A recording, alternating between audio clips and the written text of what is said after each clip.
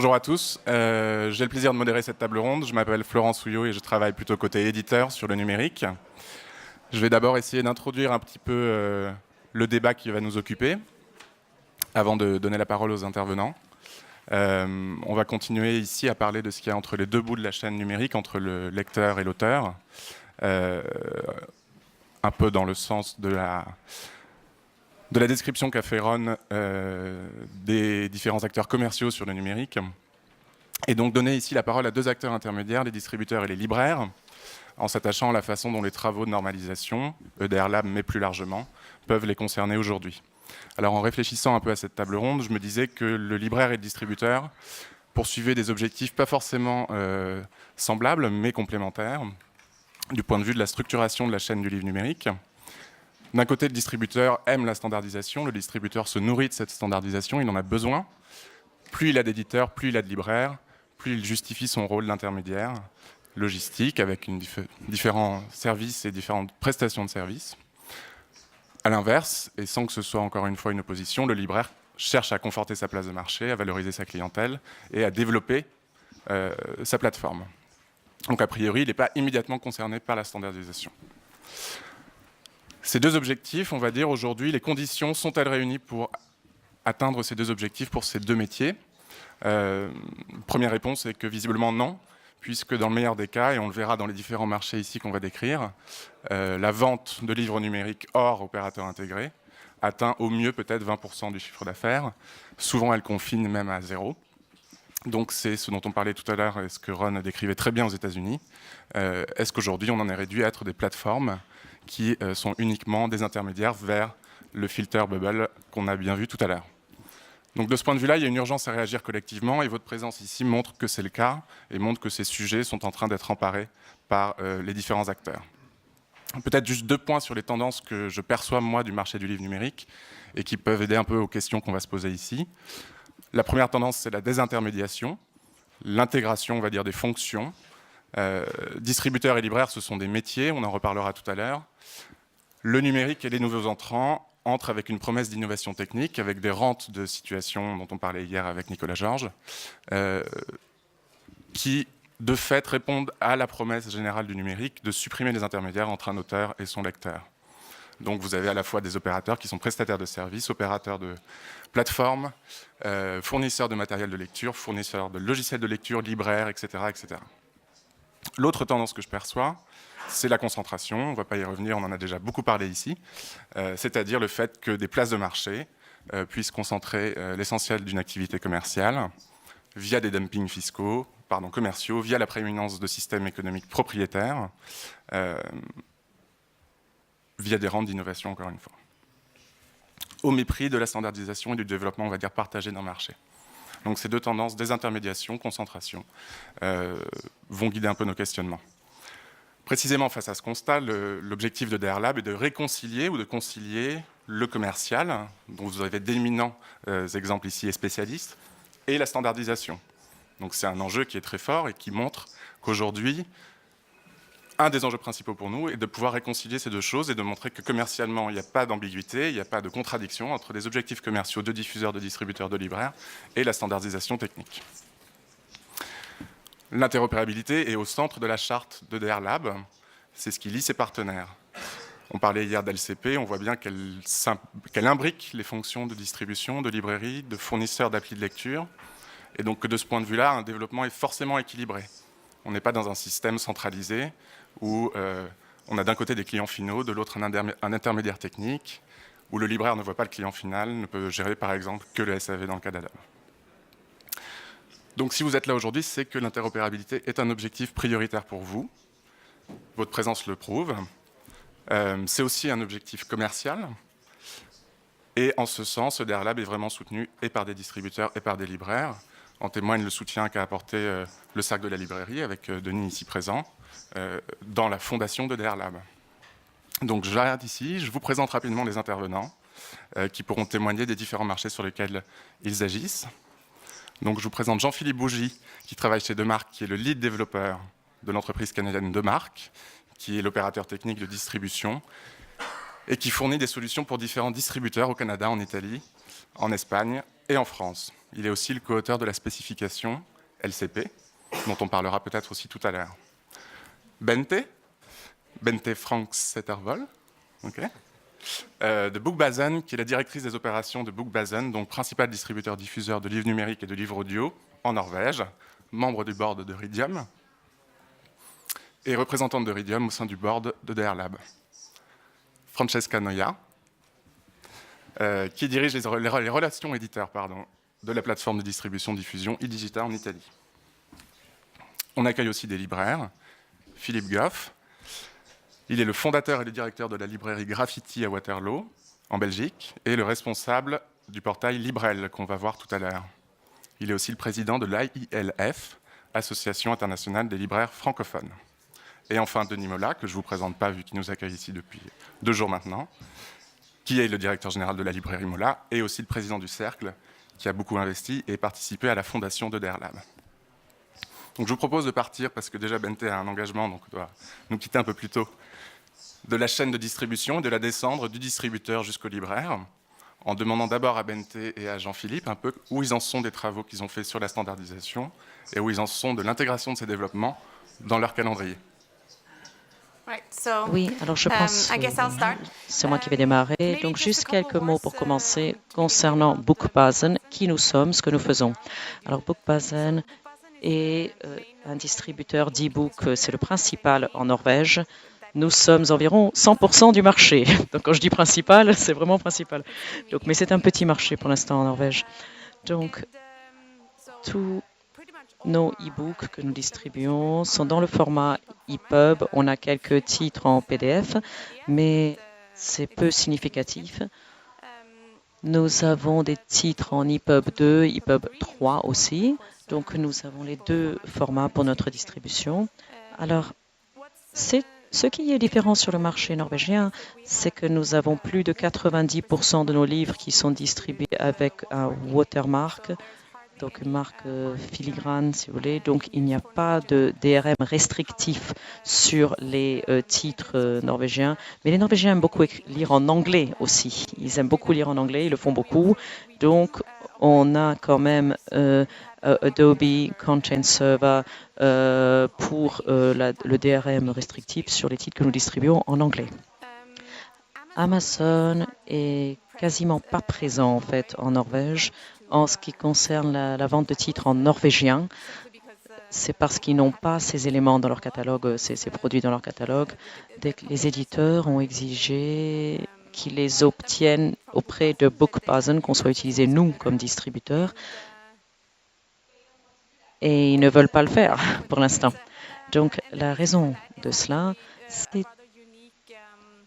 c'est une situation unique que nous avons en Norvège et qui est en ligne par rapport à ce que M. Georges a dit hier quand il disait qu'on ne voulait pas être bloqué, enfermé dans la librairie pour lire son livre. C'est une philosophie que nous avons en Norvège, que nous appliquons le plus possible. Donc Bookbazen distribue les e-books directement au client final. Le détaillant vend le livre, mais il donne des informations sur quel client a acheté quel livre et nous, on distribue le e-book directement au client final. Donc ça veut dire que nous maintenons un répertoire, une base de données de tous les achats pour chaque utilisateur final. Que vous ayez acheté le livre par le détaillant ABCDEF, donc tout ce que vous voulez, vous avez une étagère, si vous voulez, commune pour cet individu dans nos bases de données. Et tous les détaillants doivent écrire à cette base de données, mais il n'y a pas d'exigence qui renvoie de la formation. Donc, ils ne sont pas obligés dans leur propre app de montrer tous les achats d'e-book de cet utilisateur ou s'ils veulent montrer que les e-books qui ont été achetés chez eux. Mais évidemment, ils choisissent tous de montrer tout. Parce que dès qu'il y a un détaillant qui montre tout, le client va préférer ce détaillant-là. Donc, ça veut dire que tous les détaillants en Norvège vont montrer tous les e-books de leurs clients dans leur app, quel que soit l'endroit où cet e-book a été acheté. Donc ça, c'est la politique qui fait que Amazon n'est pas sur le marché. Parce que pour l'instant, ils refusent de réinscrire les achats dans nos bases de données au niveau du client. Donc je pense que quand il s'agit... Non, j'ai oublié de mentionner que nous utilisons OPDS comme le moyen de rendre ces informations, de restituer cette information sur l'étagère du client. Donc je pense que dans l'ensemble, la question de l'importance des standards, c'est l'alpha et l'oméga de notre activité. Sans ces standards, on aurait trop de complexité et les coûts seraient évidemment beaucoup trop élevés. Donc, c'est très important pour nous et c'est également pour ça que nous soutenons Ridium, EDR Lab, IDPF. Donc, je vais parler un peu de Marc. De Marc, d'abord, c'est un partenaire technologique et un distributeur. Alors, nous travaillons avec différents partenaires sur différents marchés, en France, en Italie, en Espagne, et aussi chez nous au Québec. Nous avons également de la distribution indirecte. Nous avons un deuxième produit qui est tout à fait de l'autre côté de l'équation. Nous travaillons avec des bibliothèques publiques pour permettre un accès aux livres électroniques, aux e-books au Québec, en France aussi. Nous avons une grande partie du marché au Québec. Donc, nous travaillons sur différents marchés, en fait. Nous n'avons pas la chance de la Norvège, donc nous n'avons pas une manière unique de faire les choses. Donc, nous travaillons avec DRM, différents types de DRM au Québec et ailleurs. Et bien sûr, dans l'utilisation bibliothèque, nous avons également de faire un format ACS. J'espère, en tant qu'auteur de l'aspect LCP, qu'on pourra avoir des alternatives différentes pour répondre à ces besoins des bibliothèques. Bien sûr, en tant que partenaire technologique, nous ne sommes pas des éditeurs nous-mêmes. Nous travaillons avec les éditeurs, nous travaillons avec les autres distributeurs. Nous espérons que la technologie et les standards eux-mêmes vont libérer les gens pour avoir accès à de nouvelles options. Nous voulons que la technologie soit la moins douloureuse possible afin que les personnes puissent utiliser leur expertise pour atteindre de nouveaux marchés, pour trouver des manières différentes de commercialiser, de vendre leurs livres, avec des modèles de tarification différents, des modèles d'accès différents. Et je pense que c'est comme ça que les standards peuvent jouer leur rôle. Ils vont constituer les petites briques, la pierre angulaire quelque part où on va pouvoir utiliser son expertise, son savoir-faire en tant que vendeur de livres, en tant qu'éditeur, pour connaître son public et pouvoir atteindre ce public de manière nouvelle et intéressante. So just before you were talking about libraries. We'll talk more about libraries later. It could be an alternative for integrated operators because we're talking about integrated operators. But Francesca, you also have something to say about your market in Italy as person in charge of the distribution platform in Italy. So what is your view of this matter today in your market? Du point de vue technique, nous avons la technologie de marque. Nous n'avons pas écrit notre propre technologie parce que nous avons un petit marché. Donc, on fait confiance à la décision de marque par rapport aux standards aussi. Le marché e-book en Italie a commencé vers 2010, à un moment où les livres papier imprimés sur Internet représentaient environ 10% des ventes totales. Donc, on n'avait pas des détaillants électroniques très forts sur le marché. Donc, en l'espace de 3 ans, les grands, Amazon, Apple, ont atteint 95% du marché, les 3 plus gros. Donc, quand on regarde les chiffres, on voit que l'Italie, quand même, a un marché qui grandit assez vite. Donc, il y a des avantages, mais il y a aussi des désavantages parce que nous sommes censés avoir une liste importante pour le numérique, mais on voit que la liste n'est pas très longue finalement. Donc, ce qu'on peut faire, c'est aller vers les ventes verticales, des ventes directes de l'éditeur. Donc, de ce point de vue, on a besoin de marques, évidemment, pour faire cette intégration technique et cette confiance dans les standards. Et du point de vue commercial, on a besoin de standards aussi pour établir un terrain commun et faire que le business model soit moins cher à gérer. Alors, ma question va plutôt du coup vers les libraires. Donc, par rapport à cette situation qui est assez différente de celle qu'on a en France, est-ce que vous pouvez, Denis, nous présenter un petit peu le rôle du cercle de la librairie dans l'investissement dans Eder Lab? Et puis, en tant que libraire, ce que ça veut dire de travailler sur ces standards-là? Oui, alors tout à fait, l'intérêt du cercle à la librairie pour le projet, pour Idiom, est totalement évident. Le cercle, il faut expliquer un petit peu ce que c'est un peu l'équivalent du Börsenverein allemand. Le cercle est une vieille loi, une loi qu'il y en a très très peu maintenant, c'est une loi Waldeck-Rousseau de 1894 qui était une forme de syndicat à l'époque. Et donc le cercle a eu une activité économique à la fin du 19e siècle puisqu'il a géré la base bibliographique française. Et après est né Electra, et ce qui fait que le cercle est quelque chose d'interprofessionnel. Donc le cercle s'est intéressé à Iridium de toute évidence, parce qu'à partir du moment où on peut normaliser, le cercle aussi a une partie qui s'appelle l'AFNIL, qui attribue les ISBN pour la France. Le cercle aussi s'est impliqué dans la loi Relire.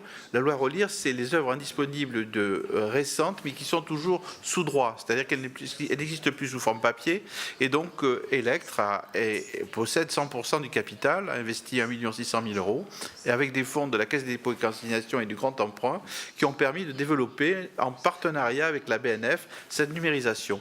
Donc, le cercle intervient aussi au niveau d'agences comme aussi Disney pour l'immatriculation des auteurs, donc son rôle aussi au niveau d'Onyx, nous avons même traduit en français la norme Onyx, nous intervenons un petit peu dans tout ce qui peut être normalisateur et qui fait l'interopérabilité des choses. Donc ça, c'est l'évidence, c'est un petit peu le paradigme d'une grande partie de la profession. Voilà pour situer le sujet. Alors le côté libraire maintenant, alors nous, quelle est notre conception du livre? Elle est toute simple. On part d'une chose, on part de l'œuvre. L'œuvre, la création, et lorsqu'il y a une création, il y a l'œuvre, il faut construire un système économique à côté.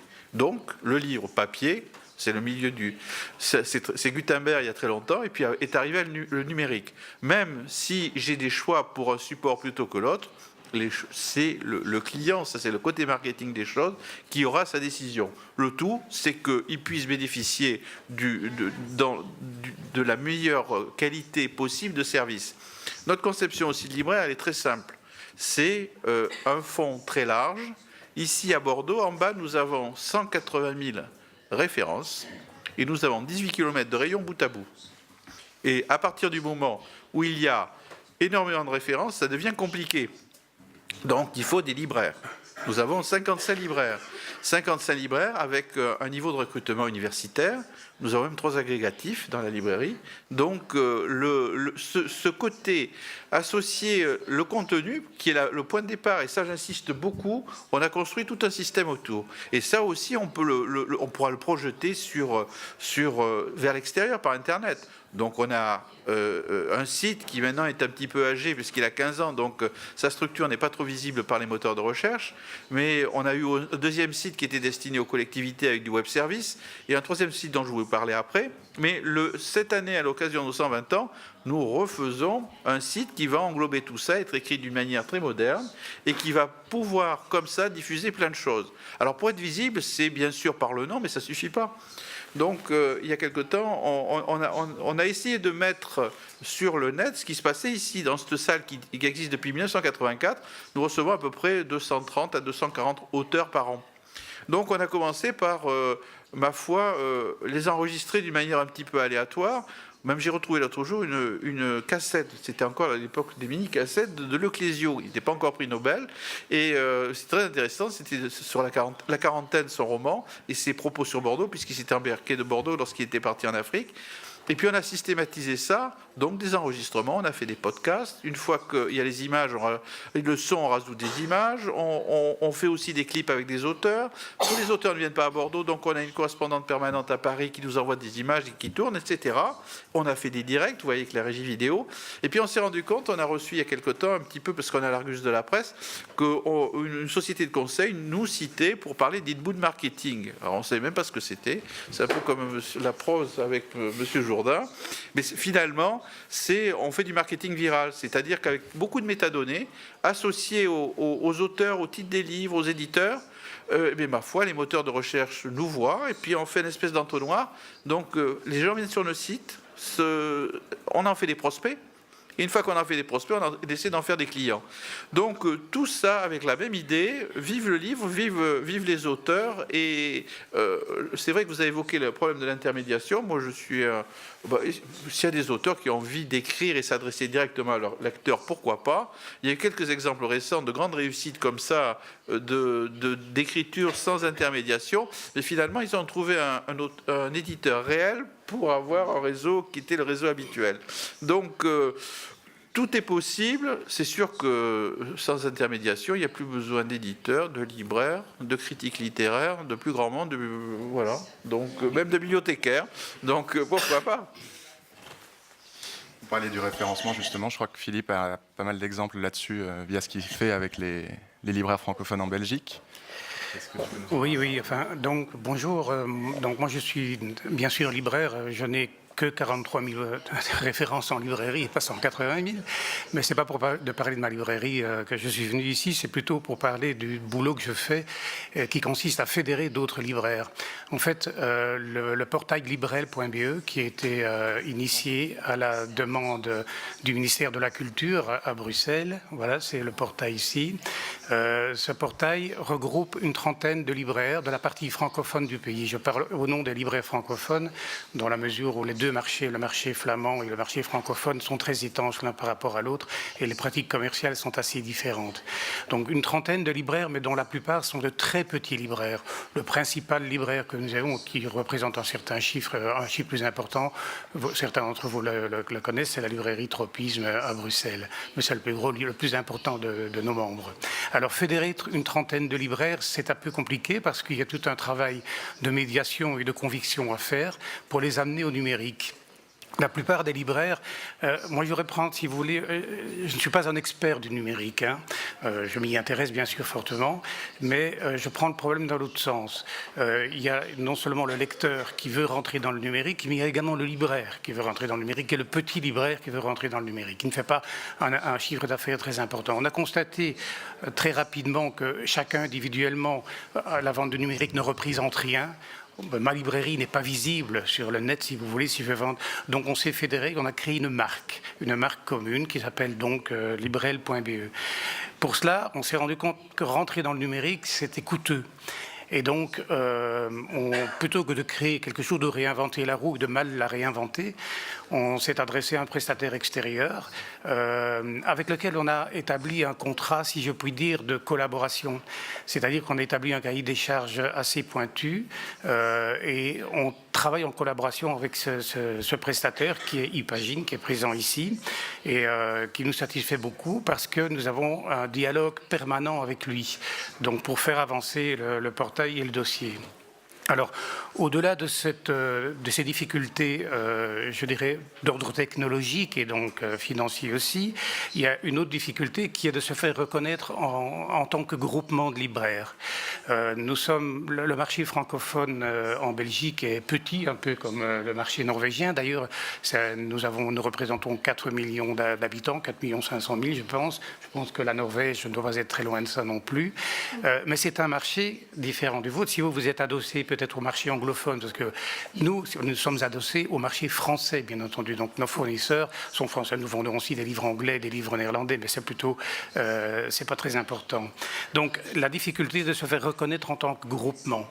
Les éditeurs en général n'aiment pas les regroupements de libraires, mais nous y sommes arrivés finalement, et cette marque commune existe, tout en laissant à chaque libraire la possibilité, si vous cliquez sur la petite carte de Belgique, là, vous allez allez voir normalement le réseau des libraires francophones dans le sud de la Belgique, donc la partie francophone. Voilà, nous sommes une trentaine.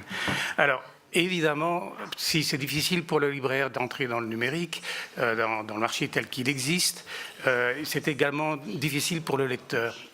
Et nous souffrons énormément, bien entendu, je dirais des DRM tels qu'ils existent aujourd'hui. Il y a quand même énormément de fichiers numériques français, puisque c'est ceux que nous vendons, qui dépendent de DRM Adobe.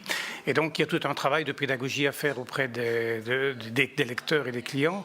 Et c'est pour ça que, évidemment, nous sommes extrêmement heureux que ePagine soit rentré également dans puis le consortium Ridium. Nous attendons beaucoup du SCP, de Light DRM que Ridium promeut pour l'instant. Et donc, on nous attend, on nous l'annonce dans les 6 mois. Nous espérons franchement que... Parce qu'il y a un réel, si vous voulez... Il y a un réel problème et un réel danger, c'est que les gens nous quittent. Nous sommes rentrés dans le numérique à un moment où le numérique n'est pas tout à fait mûr. C'est un work in progress, manifestement. Et nous souffrons beaucoup de la désaffection de certains clients qui disent « non, ça ne marche pas, ça ne nous convient pas », alors que finalement, ça pourrait être beaucoup plus simple. Il y a la question aussi, je dirais, de l'international dont on peut parler après, si vous voulez, parce que je ne vais pas parler trop longtemps. Je voudrais encore signaler 2 soucis pour nous qui ne concernent pas beaucoup Ridium, mais qui sont à l'origine de pas mal de soucis. C'est la non-homogénéité des taux de TVA sur le numérique.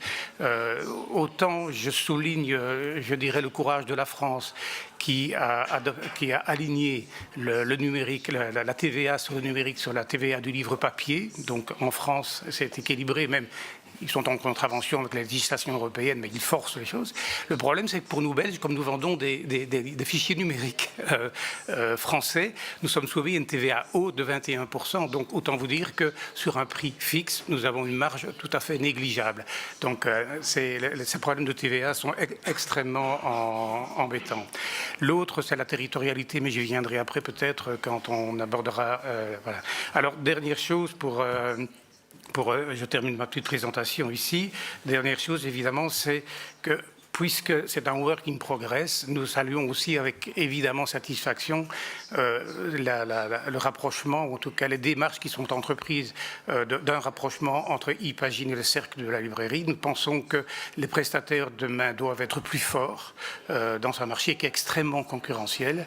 Et donc nous en attendons aussi beaucoup, mais toujours en étant, je dirais, en bout de course, si je puis dire, puisqu'encore une fois, je répète, il s'agit de petits points de vente ou moyens points de vente qui n'ont aucune force de frappe en tant que telle, sauf à être regroupés. Voilà, merci. Philippe, vous parliez justement un petit peu à un moment des bibliothèques. Je pense que c'est un sujet intéressant. Nous, en tant qu'éditeurs, on observe que c'est un canal de vente qui se développe, en tout cas, une alternative au réseau intégré, et que commercialement, on a des effets de levier importants sur des temps assez courts. Sur le prêt, LCP intégrera certainement des fonctions liées au prêt. Alors, comme vous êtes aussi, Denis, Jean-Philippe, peut-être Bente aussi partenaire de projets commerciaux liés aux collectivités, est-ce que vous pouvez un peu nous en parler, peut-être en parlant de ce qui se passe au Canada, Jean-Philippe? D'abord, il faut dire que non seulement le prêt à bibliothèque est un moyen important d'accéder à la culture et de rendre les gens, de permettre aux gens de lire des livres, mais c'est aussi un excellent moyen d'apprivoiser le numérique pour des populations qui souvent ne sont pas desservies correctement par le numérique. Le prêt numérique, notre partenaire au Québec et les bibliothèques québécoises font un énorme travail de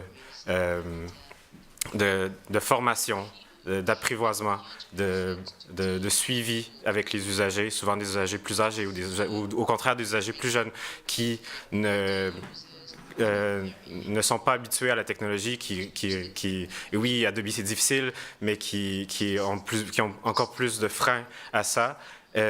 On peut en faire en les introduisant la bibliothèque peut servir d'introduction pour les amener à aller à sur d'autres points de vente, de devenir consommateur, de devenir membre de l'écosystème complet.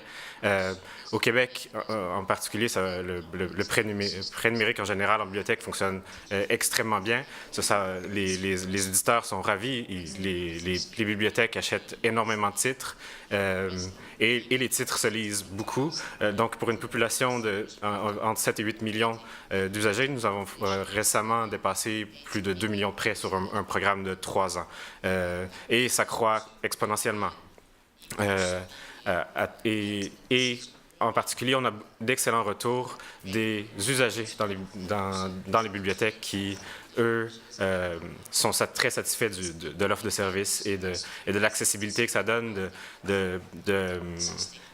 Et c'est pas en déconnectant complètement la bibliothèque de l'usager, c'est pas de la maison nécessairement, mais c'est aussi dans le lieu physique de la bibliothèque que ces interactions se produisent. Et c'est aussi un aspect qui a beaucoup fonctionné chez nous. Et donc dans ce schéma-là, il y a des intermédiaires, donc libraires, prestataires de services pour les libraires et les bibliothèques, et commercialement, comment ça se structure? Au Québec, il y a une loi sur le livre papier où un achat en bibliothèque doit être fait par un libraire agréé, et ça entraîne un lot de conditions sur la promulgation de contenu québécois, de contenu canadien-français. Et il n'y a pas vraiment de loi en termes de numérique, mais l'esprit de la loi a été reproduit. Et donc, la chaîne fonctionne exactement comme celle du papier. Donc, une bibliothèque achète un libraire de son choix, un lot ou plusieurs titres, et qui sont directement connectés et envoyés à la bibliothèque pour qu'ils puissent être consommés par les utilisateurs. Et sous le modèle d'un achat à un prêt pour le moment. Et évidemment, ces livres sont entre ces fichiers EPUB ou PDF qu'on fait pour le moment, ils sont dans les mains des distributeurs, sont dans nos mains, et on s'occupe de tout ce qui est la DRM, les contraintes sur les prêts et la gestion de la simultanéité. Du coup, vous êtes aussi investi de marque dans PNB, mais du point de vue vraiment distributeur, sur le montage technique du prêt numérique en bibliothèque. Peut-être Denis, un mot sur votre activité, puisque vous êtes aussi partenaire en tant que libraire de PNB. On était un des premiers à participer au projet PNB, qui à mon avis, a un excellent point de départ, mais a affiné un petit peu dans le temps. Et surtout, le fait d'avoir le même système de gestion pour les fichiers grand public et les fichiers pour les bibliothèques. Il faut des systèmes légers, faciles à implémenter. Quid des autres offres qui peuvent être des alternatives aux opérateurs? Est-ce que, alors en France, on a un secteur qui est très réglementé entre le papier et le numérique, vous êtes des libraires papier, vous êtes des acteurs du numérique. Quel levier vous identifiez-vous pour travailler là-dessus? C'est une question plus générale pour vous. Écoutez, c'est probablement c'est probablement le chantier qui nous attend. C'est-à-dire que quand je vois tout ce que j'ai entendu, de ces rencontres jusqu'à présent, il y a énormément de chantiers en cours et qui sont tous extrêmement intéressants.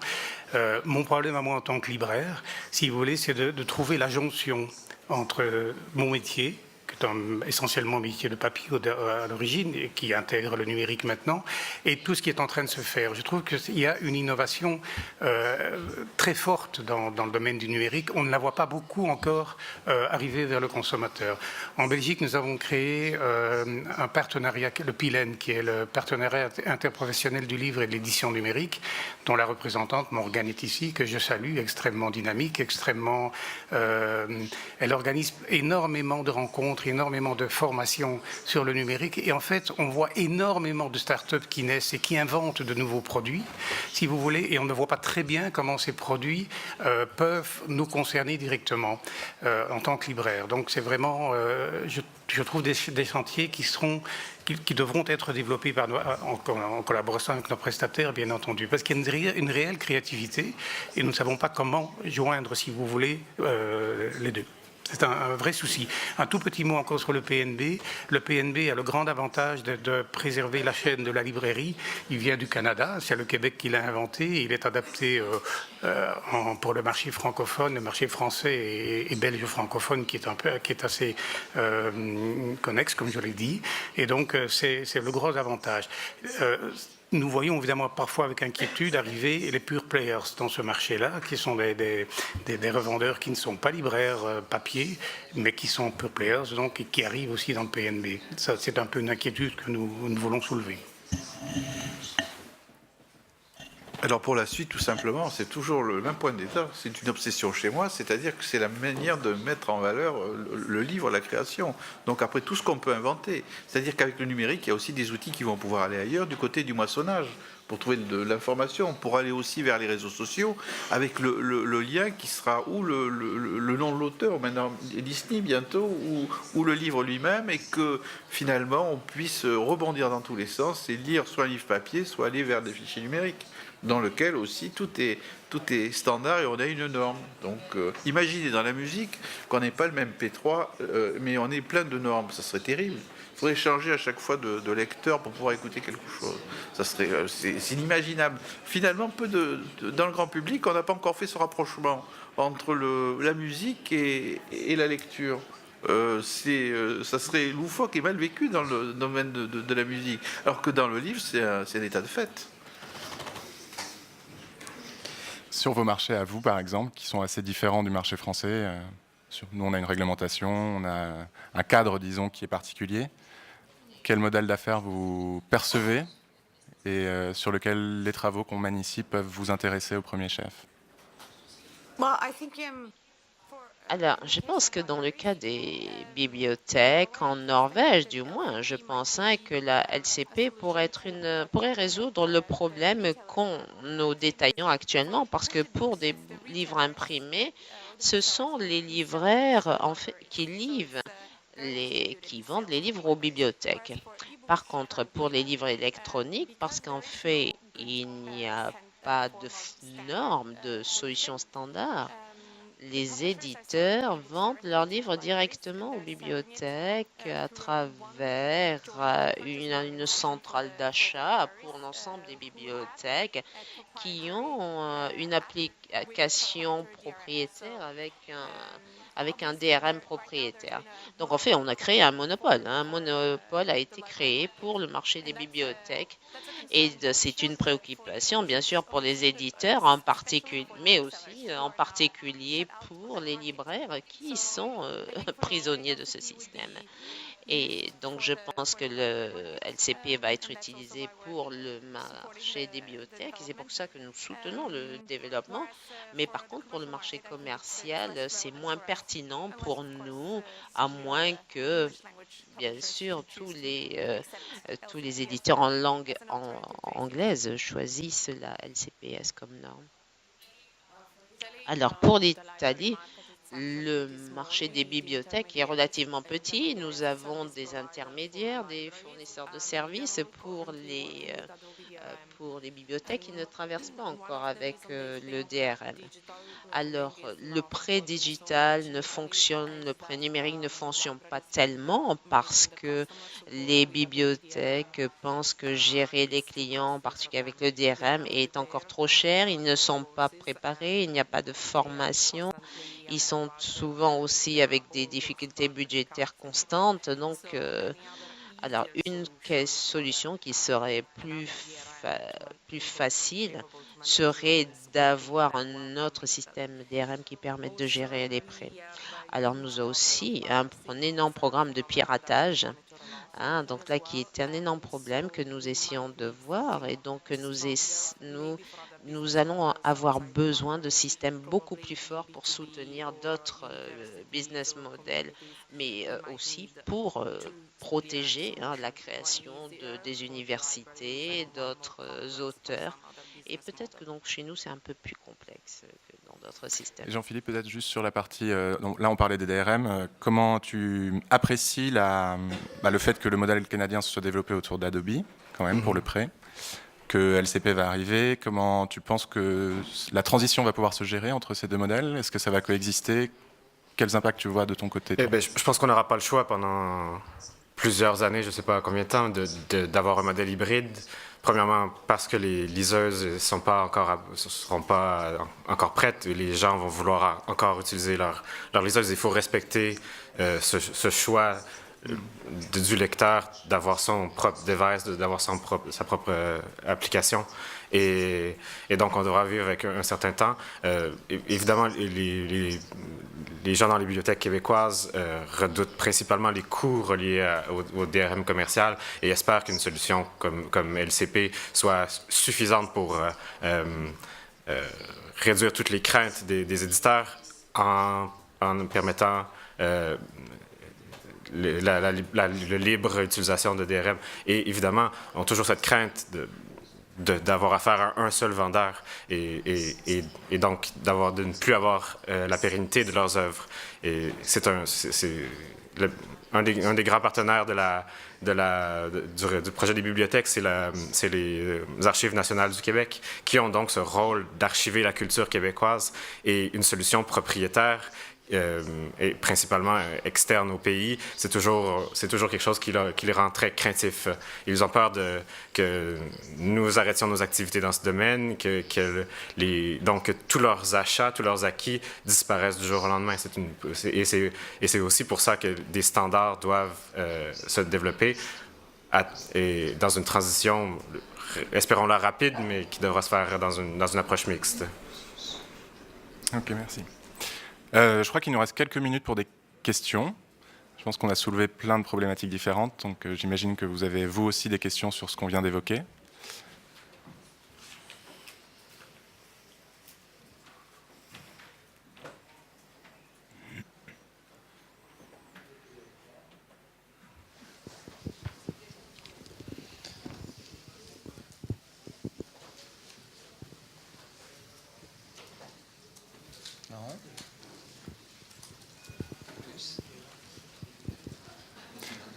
Ouais, on a 100 questions, par contre, Philippe qui voudrait ajouter quelque chose. Oui, donc comme on l'a dit, j'anime une association qui regroupe les libraires francophones de la planète. Donc l'Association internationale des libraires francophones, qui est basée à Paris, que nous avons créée en 2002, et qui regroupe des libraires des 5 continents, principalement bien sûr les pays francophones qui sont l'Europe, bien entendu. Il y a quelques pays qui partagent la langue française un peu, mais il y a surtout l'Afrique noire, le Maghreb, le Proche-Orient.